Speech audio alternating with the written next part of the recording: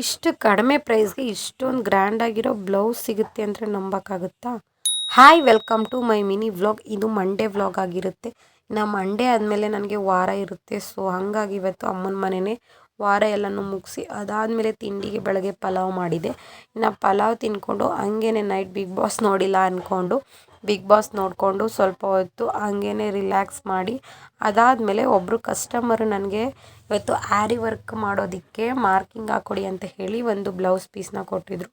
So ಅದನ್ನು ಎತ್ತಿಟ್ಕೊಂಡು colour combination ಮಾತ್ರ ತುಂಬಾ ಚೆನ್ನಾಗಿತ್ತು. ಬ್ಲೌಸ್ ಪೀಸ್ ಅಷ್ಟು ಇಷ್ಟ ಆಗಲಿಲ್ಲ ನನಗೆ. ಏನಕ್ಕಪ್ಪ ಅಂದರೆ ಫುಲ್ ಇಡೀ ಬ್ಲೌಸ್ ಪೀಸ್ಗೆಲ್ಲವ ಚಿಕ್ಕ ಚಿಕ್ಕದಾಗಿ ಹೂಗಳು ಬಂದುಬಿಟ್ಟಿತ್ತು. ನನ್ನ ಪ್ರಕಾರ ಆ್ಯರಿ ವರ್ಕ್ ಆಗಲಿ ಮಿಷನ್ ವರ್ಕ್ ಆಗಲಿ ಪ್ಲೇನ್ ಇದ್ದರೆ ಬ್ಲೌಸ್ ಪೀಸು ತುಂಬಾ ಚೆನ್ನಾಗಿ ಕಾಣಿಸುತ್ತೆ, ಹೈಲೈಟಾಗಿ ಕಾಣಿಸುತ್ತೆ.